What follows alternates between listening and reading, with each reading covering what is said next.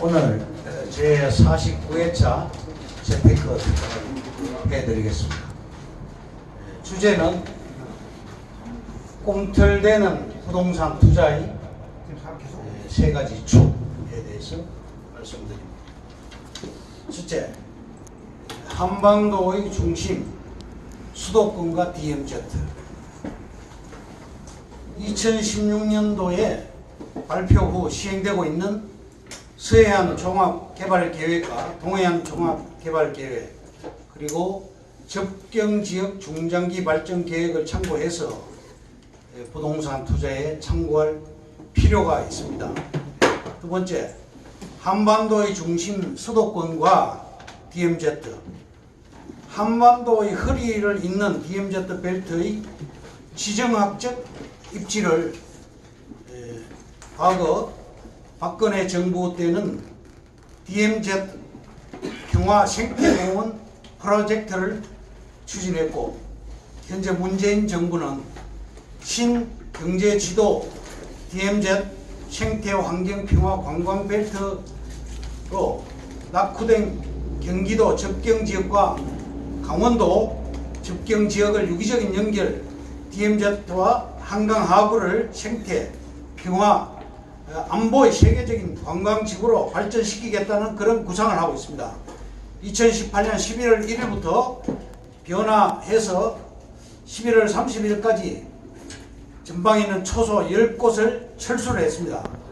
DMZ를 남북이 공동 개발하자, 이러한 취지로 DMZ 평화적 기능을 혹은 통일 경제 시범 특구로 개발, 세계 평화의 상징, 한반도의 번영과 관광 차원화를 목표로 하고, 또 수도권 북부 개발, 수도권 광역 교통망 DMZ 개발과 밀접한 연계가 되는 것입니다. 수도권 발전 전략과 연관지어서 살펴보는 것이 부동산의 관점에서 효과적이다, 이렇게 말씀드립니다.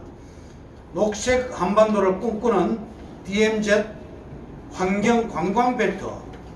두 번째, 수도권과 부동산 신경제 지도. 부동산 투자에서 변하지 않는 진리는 핵 이론입니다. 사람이 많이 모이는 곳을 중심으로 발전한다는 것입니다. 한국 인구가 현재 5,100만 명, 50% 과반수 이상이 지금 몰려 있는 곳이 서울, 경기, 인천 수도권이지요. 첫째, 잘 정비된 SOC 시설이 많이 집중되어 있고, 둘째, 한국 최고의 국제도시 기능을 하고 있고, 셋째, 서울과 동부가 허브 기능을 담당하는 인천국제공항과 인천항, 평택항, 향후 더 많은 인구와 자본이 몰려들 가능성이 크다고 봅니다. 2020년 수도권 종합계획에서 서울, 경기, 인천 지역은 국가 발전과 국가 경제를 선도하는 글로벌 비즈니스 허브로 도약한다는 발전 계획을 추진하고 있습니다. 서울 지역, 특히 동부가 금융 업무 기능으로, 서울 지역은 동부가 금융 허브 기능으로서 특화되고 업무 및 도시형 산업 벨트로 조성되고 있고, 수원은 반도체 클러스터, 시흥 안산은 부품 소재 클러스터, 인천은 국제 물류 및 첨단 산업 벨트, 경기 북부는 파주 LCD 단지를 비롯한 디스플레이 클러스터로 남북 교류 및 첨단 산업 벨트로 지금 구성하고 있습니다. 경기 동부 지역, 이천, 여주, 광주, 이곳은 도자기 산업과 문화 관광 상품화, 전원 휴양 벨트화를 하고 있습니다. 경기 남부, 화성, 안성은 제약 산업단지로, 화성, 평택은 자동차 부품 산업단지로, 아산만과 평택은 항은 디스플레이 산업과 해상 물류 및 복합 산업 벨트로 지금 육성하고 있습니다. 세 번째, 1시간 내 교통망.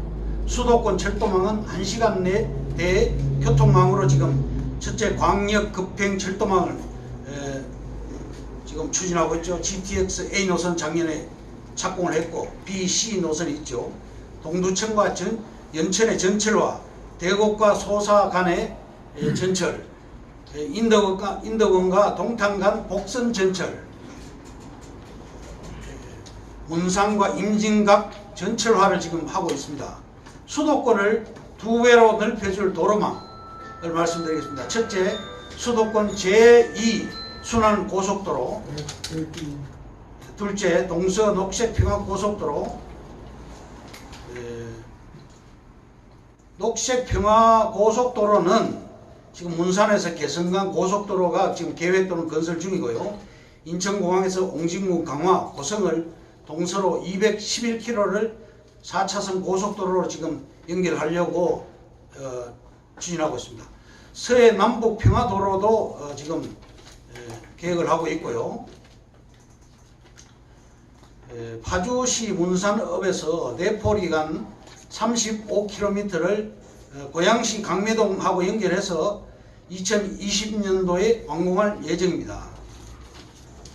서울 상암에서 경기 북부 경의선을 연결하게 되는데 경의 축으로 해서 서부 관문으로 상암 수색지구 GTX A 노선 요충지로서 일산 신도시 또 5개 노선이 교차하는 다중역세권 대곡역 2023년까지 약 54만 평을 개발하는데 1조 8,041억이 투입됩니다. 현재 그린벨트 지역으로 묶여있고 수용 예정 지역입니다. 그래서 이 대곡역 역세권은 좀 투자에 주의를 요망합니다. 파주 운정 같은 경우는 GTX A 노선이 시속 200km로 1시간 30분 걸리는 그런 거리를 앞으로 20분으로 단축하게 됩니다. 또 서울 동북부 지역인 수도권과 경원선을 GTX C 노선으로 연결하는데 창동역 역세권이 지금 집중 개발될 것입니다. 여섯 번째, DMZ 접경 즉 세 곳, 첫째 고성, 둘째 강화, 셋째 철원이 앞으로 개발될 것입니다. 수도 군사 보호 구역이 지금 해제되고 있습니다. 총 1억 194만 평이 여의도 면적의 116배가 94년도에 해제된 이후에 24년 만에 최대 규모로 해제되었습니다. 그리고 최고의 수혜 지역은 파주시가 됩니다. 그런데 우리가 그 토지를 투자할 때 유의할 점을 몇 가지 말씀드리겠습니다. 지금 대형 토지, 특히 사례로 들어 설명드리자면 서울 도봉구 도봉동 산 53번지 10만 4천 평 같은 경우는 국립공원으로 지금 묶여 있습니다. 그런데 여기 803명이 지금 들어가 있습니다. 이런 거는 하면 안 되겠죠. 의정부시 가능동 산 24-2번지 산 24-35번지 18만 5천 평 같은 경우는 300여 명이 지금 들어가 있습니다.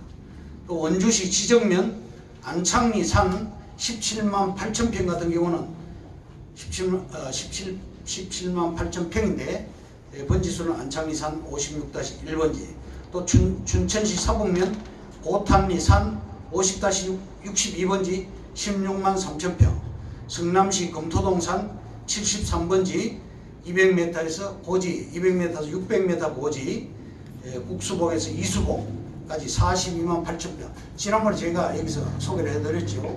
추적 60분에 나왔습니다. 이런 거는 투자를 하시면 안 됩니다. 첫째, 용도 지역 같은 경우 용도는 토지의 군 계급장과 같은 그런 것을 말합니다. 토지의 가치는 지목에 있는 것이 아니라 진정한 가치 판단은 용도 지역에서 나옵니다. 용도에 따라서 건폐율, 용적률이 달라지게 됩니다. 용도에 따라 5배 내지 10배의 가격 차이가 납니다. 관리지역은 황금성과 건축에 유리합니다. 관리지역. 그래서 선호하는 지역이죠. 가장 중요한 것은 입지입니다. 제가 과거에부터 계속 입지가 공법을 이긴다. 입지가 가장 중요하다고 말씀드렸죠. 토지 투자 시에 최종 고려사항을 세 가지 말씀드리면, 첫째도 입지, 둘째는 사례, 셋째 정부 정책인데 이 중에서 입지가 가장 중요하죠. 토지는 가치 상승으로 미완성 토지가 성숙하면서 완성되어 가기 때문에 그 사이에 시세 차익을 볼 수 있기 때문에 이 용도가 중요한 것입니다. 또 토지 투자를 종합적인 분석 투자라고 하는 이유는 첫째 입지, 둘째 사례, 세 번째 정책입니다. 입지가 공법을 이긴다고 아까도 말씀드렸죠. 첫째도 입지, 둘째도 입지, 셋째도 입지가 가장 중요합니다.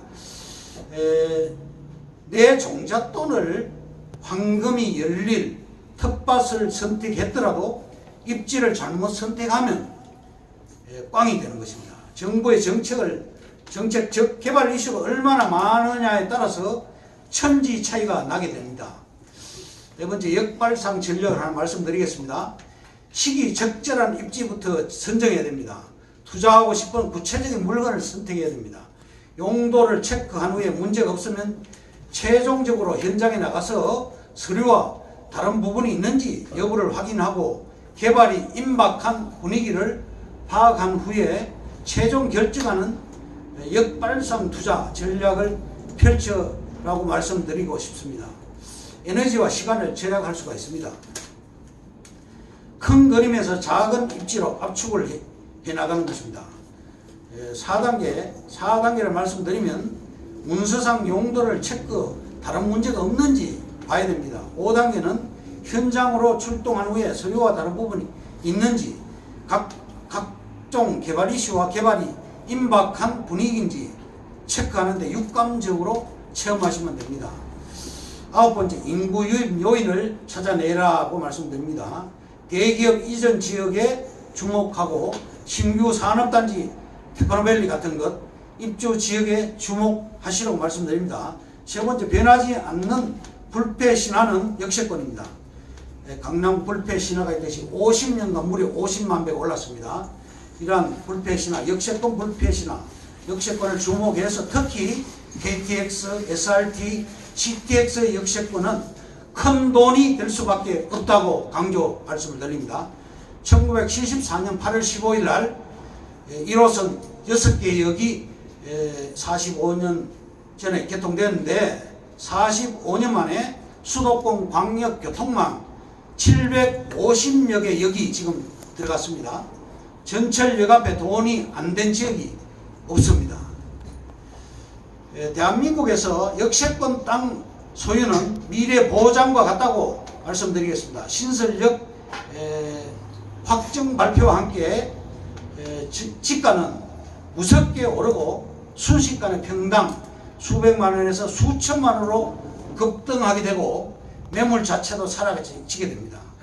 확정될 때까지 기다리면 포기해야 됩니다. 항상 확정 예정지를 관심 있게 지켜보고 투자를 하시면 됩니다. 그리고 네 번째, 신항만과 신공항이 자리 잡는 지역을 주목하라고 말씀드리고 싶습니다. 지금 인천공항이 들어간 영종도 같은 경우는 어마어마하게 땅이 올랐죠. 신규 또 관광지에 주목해야 됩니다. 여섯 번째, 도로 교통망 신설 및 확충 지역에 주목해야 됩니다. 일곱 번째, 신도시 및 택지 개발 지구를 주목해야 됩니다. 그러면 결론을 말씀드리겠습니다. 첫 번째, 한반도의 중심 수도권과 DMZ를 부동산 투자에 참고하시기 바랍니다. 두 번째, 토지 투자 시에 최종 고려사항은 입지, 사례, 정부 정책, 또 원칙이 있습니다. 안전성의 원칙, 수익성의 원칙, 경제성의 원칙, 황금성의 원칙, 이 네 가지 원칙을 숙지해야 됩니다. 대기업 옆에만 투자해도 망하지 않습니다. 예를 들면 삼성 공장이 들어간다든지, 삼성그룹 공장, 또 SK 공장이 들어간다든지, 그런데 옆에 투자만 해도 실패하지 않습니다. 네 번째, 신규 산업단지 혹은 테크노밸리 진입로 입지를 선점하라고 말씀드립니다. 판교 테크노밸리 같은 경우는 20만 평이 들어갔는데 판교가 280만 평 신도시가 성공했고, 그 판교 테크노밸리에서 생산하는 유발 효과가 1년에 77조를 지금 생산하고 있습니다. 77조는 얼마나 큰 규모냐면 부산광역시가 78조입니다. 인천광역시가 76조입니다. 그래서 테크노밸리를 주목해야 되고, 역세권은 소액 지분으로라도 사놓으라고 강조 말씀드립니다. 6번째, 신공항, 신항만은 대규모 개발을 예고합니다. 7번째, 관광벨트를 주목하라고 말씀드리고, 8번째, 중요성과 시급성이 높은 교통망 신설, 확충 지역을 주목하라고 말씀드리고, 9번째는 신도시 인접 지역을 주목하고, 10번째는 74년 이후 45년간 아까 말씀드렸죠. 6개의 역으로 출발한 수도권 광역 전철망 750여 개 이상이 지금 들어갔는데, 이게 처음에는 몇백만 원 출발했다가 나중에 몇천만으로 지금 다 상승했습니다. 일반 전철역도 그러한데 KTX, 또 GTX, SRT 이러한 고속 전철역 초역세권은 큰 돈이 될 수밖에 없다고 말씀드리고, 기간은 3년 내지 5년 플러스 마이너스 2년 중장기 계획을 세워서 들어갈 시에 투자를 하면 반드시 큰 수익률을 낼 수가 있습니다. 이것으로 오늘 49회차 재테크 강의를 마치겠습니다. 감사합니다.